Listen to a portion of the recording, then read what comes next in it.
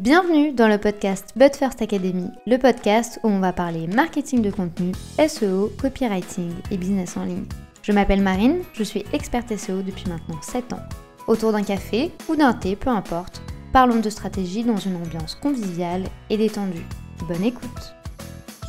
Hello, j'espère que vous allez bien, je vous souhaite la bienvenue dans ce nouvel épisode de podcast où aujourd'hui on va un peu faire face au manque d'idées, au manque d'inspiration que vous pouvez avoir. L'idée ici c'est de toujours avoir des idées de contenu, que ce soit pour Instagram, pour Pinterest, pour Facebook ou encore pour votre blog, pour votre newsletter, pour les Reels, peu importe. L'idée, ça va vraiment être de vous donner toutes les pistes et toutes les clés pour que vous puissiez remplir votre calendrier éditorial. Avant de commencer, petite précision, si vous avez la flemme, si vous n'avez pas envie de faire ces recherches, si vous ne savez plus quoi faire, si vous avez vraiment perdu confiance dans votre contenu et dans vos idées, j'ai créé un guide avec plus de 150 idées que vous pouvez utiliser partout, tout le temps, quel que soit votre secteur d'activité.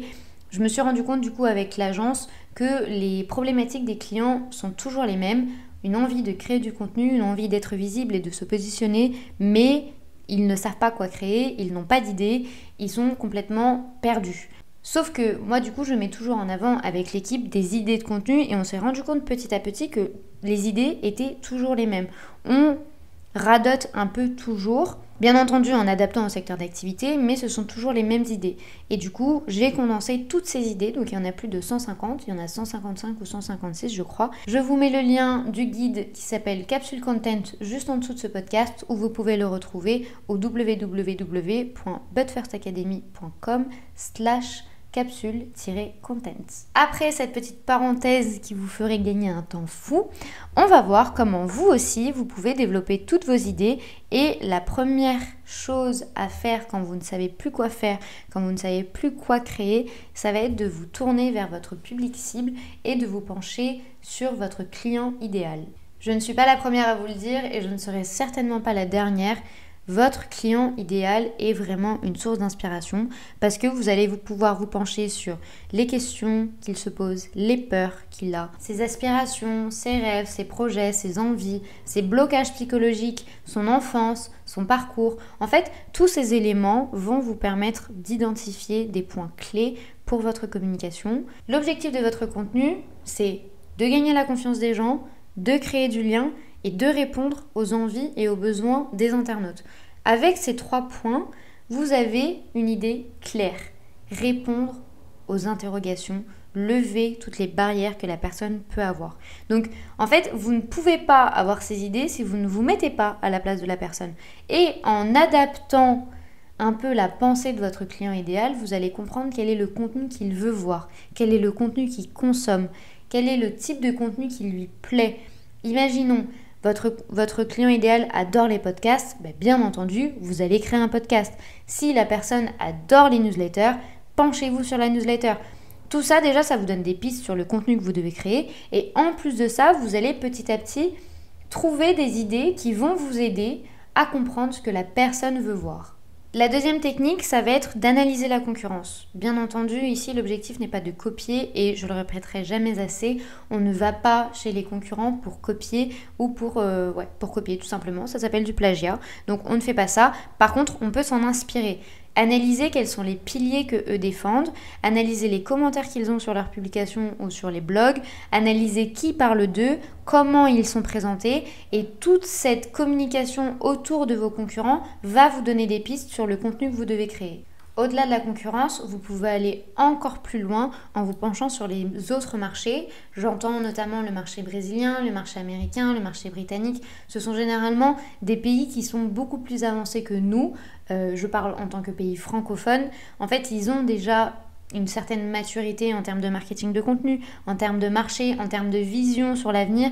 Du coup, ça peut également être une très bonne source de contenu et une très bonne source d'inspiration de vous dire « Ok, donc là-bas, ça fonctionne comme ça. Comment je peux l'adapter en France? Comment en France, ça risque d'évoluer ?» et pousser un peu les analyses. Vous pouvez également vous recentrer sur vos piliers de contenu. L'un des gros problèmes quand on n'a plus d'idées, c'est qu'en fait, on va un peu analyser ce qui fonctionne, les tendances, etc. et on va juste les reproduire.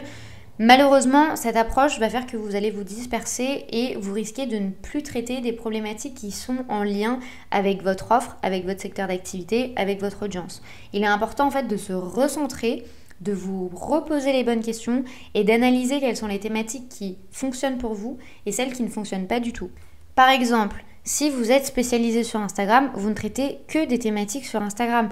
Bien entendu que ça peut pousser et tirer un petit peu quelques sujets, par exemple trouver des clients sur Instagram, prospecter sur Instagram, vendre sur Instagram. Donc effectivement là il y a un petit aspect commercial, néanmoins on reste focus sur Instagram.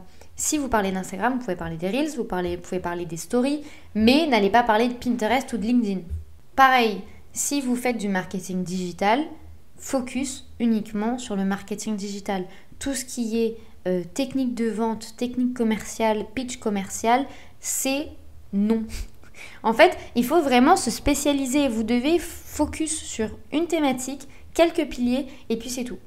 On évite du coup de se disperser et avec ce travail du coup de recherche d'idées, vous allez pouvoir vous repositionner, vous recentrer et comprendre effectivement quelles sont les thématiques qui font sens avec votre business, quelles sont celles qui vont mettre en avant votre offre et celles qui, malheureusement, si vous les aimez beaucoup, là, elles ne rentrent pas forcément dans le contexte.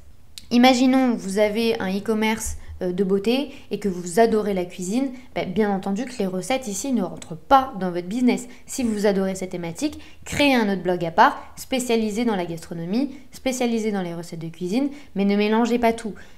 Je dis ça, ça peut paraître évident, mais croyez-moi, ça ne l'est visiblement pas pour tout le monde. Du coup, c'est toujours bien de faire ce petit rappel, de vous concentrer uniquement sur les piliers de contenu. Vous devez en avoir entre 4 et 5. 4 et 5 piliers, c'est bien pour vraiment étendre le sujet au maximum et pour pouvoir traiter un maximum de thématiques. Mais l'important, c'est toujours de se recentrer. Et je dis ça, mais je vous dis également de ne pas parler uniquement de vous. Il faut vous recentrer pour savoir ce que les gens vont aimer. Pas vous recentrer pour savoir ce que vous voulez créer. Encore une fois, vous créez du contenu pour les autres, vous ne créez pas du contenu pour vous. Attention, ça ne veut pas dire que vous ne devez pas apprécier votre production de contenu. Vous devez adorer créer votre stratégie, vous devez aimer produire votre contenu, que ce soit du contenu vidéo, du contenu audio, du contenu photo, du contenu texte, peu importe. Vous devez tout de même prendre du plaisir, sinon vous n'allez pas réussir à tenir sur la durée. Mais toujours en gardant en tête que les thématiques que vous traitez, ce sont les thématiques pour répondre aux besoins de votre cible et non pas pour vous faire plaisir à vous. Enfin, la dernière technique, ça va être d'utiliser des outils. Vous avez par exemple Also Asked et Answer the Public qui le font très bien et qui vous permettent de comprendre un peu ce que recherchent les gens sur Google. Vous avez également KW Finder qui, avec quelques mots-clés, va vous permettre d'analyser en fait réellement les questions des internautes sur Google, comprendre quels sont leurs besoins. Si par exemple vous tapez recette gâteau au chocolat sur KW Finder, celui-ci va vous dire ok, avec cette requête, les gens recherchent par exemple recettes moins caloriques, recettes gâteau chocolat sans beurre, etc. Ça va vous permettre de vous donner des indications sur ce que recherchent les gens sur Internet et du coup de pouvoir créer du contenu en conséquence. Enfin, le dernier conseil que j'aurais à vous donner, si vous n'avez plus aucune idée, plus aucune inspiration, limite plus de motivation, que vous êtes frustré, prenez de la distance, allez prendre l'air, faites une autre activité. Ça sert à rien en fait d'être têtu à ce moment-là parce que vous n'allez pas trouver les bonnes réponses. Il faut donner un peu d'oxygène à votre cerveau et prendre de la distance. N'ayez pas peur de vous arrêter quelques instants. J'ai moi aussi eu peur pendant longtemps, je pensais qu'il fallait absolument que je sois une machine, un robot, etc. Sauf qu'en fait, les meilleures idées me sont venues à la plage, sous la douche, en faisant à manger, en étant en train de peindre. En fait, vraiment l'idée ici, ça va être de déconnecter votre cerveau pour avoir une autre ouverture d'esprit et que celui-ci peut se dire « Ok, là j'ai le temps, là je prends le temps de réfléchir, de me poser les bonnes questions ».